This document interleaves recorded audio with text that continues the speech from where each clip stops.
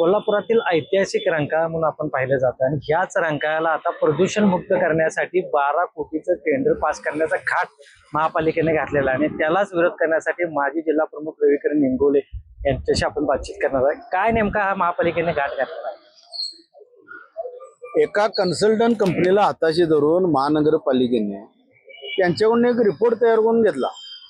त्या रिपोर्ट मध्ये असं नमूद केलं की एक आयुर्वेदिक औषध आहे, लिक्विड आहे, ते लिक्विड जर ह्या पाण्यामध्ये टाकलं तर हा रंकाळा प्रदूषण मुक्त होतो। त्यातली घाणेरडी जलपर्णी, सांडपाणी, त्यानंतर गाळ जे काय असेल ते एक्स्ट्रा मटेरियल हे पूर्णपणे स्वच्छ होणार असं त्या कन्सल्टंट कंपनीनं महापालिकेच्या अधिकाऱ्यांना सांगितलं म्हणे। त्यांचं ऐकून यांनी 12 कोटी रुपये निधी उपलब्ध केला आणि रंकाळ्यातील पाणी स्वच्छ होणार यासाठी 12 कोटी रुपयाचं एक औषध आयुर्वेदिक यांनी आणलं। माझा मूळ मुद्दा काय, 12 कोटी रुपयाचं औषध असं कसलं असतं की ज्यानं रंकाळा स्वच्छ होणार? अहो, जग 21व्या शतकाकडे चालले, असं कुठं औषध असतं का? आपण पाण्याच्या टाकीमध्ये आपापल्या घरातल्या पाण्या टाकी असेल, आपण स्वच्छ करण्यासाठी आपण पाण्यात उतरतो, टाकीत उतरतो, त्याशिवाय ती टाकी स्वच्छ होत नाही। आणि हे औषधानं कोण स्वच्छ करणार? लोकप्रतिनिधी आणि महापालिकेचे अधिकारी वर्ग यांनी संगनमताने काम आणलेलं आहे।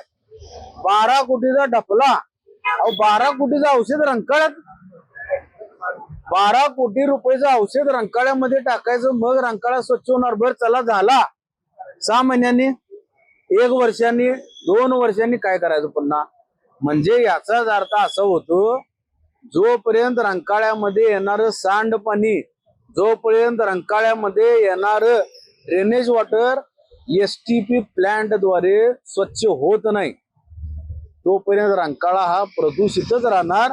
माझं त्या अधिकाऱ्यांना म्हणणं असं आहे की जोपर्यंत रंकाळ्यातील सांडपाणी तुम्ही बंद करत नाही आणि ते फिल्ट्रेशन प्लांटद्वारे स्वच्छ करत नाही, तोपर्यंत त्यांनी असलं कसलंही टेंडर काढू नये। आणि जर त्यांना याबद्दल खात्री असेलच यदा कदाचित, तर रंकाळा बचाव कृती समिती, पर्यावरणवादी, छत्रपती शिवाजी विद्यापीठातील सायंटिस्ट या लोकांना हाताशी घेऊन त्यांनी त्याचा डेमो दाखवा आणि डेमो दाखवून झाल्यावर जर या पद्धतीनं काम यशस्वी झालं, या औषधानं जर रंकाळा खरोखर स्वच्छ झाला, तरच यांचं टेंडर काढून यांची वर्क ऑर्डर द्यावी, नाहीतर नागरिकांनी हा प्लॅन यांचा हाणून पाडावा। या प्लॅन मध्ये आणखीन एक डिपेंडर किंवा असे प्लॅन जर बाहेर आले तर पुन्हा एक हेलिकॉप्टर बाहेर पडेल, याची दक्षता कोल्हापूरवासियांनी घ्यावी। नाही, नेमका हा घाट कुणी घातला असं तुम्हाला म्हणायचं? बघा साहेब, लोकप्रतिनिधी स्थानिक कोण? राजेश क्षीरसागर, अधिकारी कोण? महानगरपालिकेची। काय चाललंय काय नेमकं?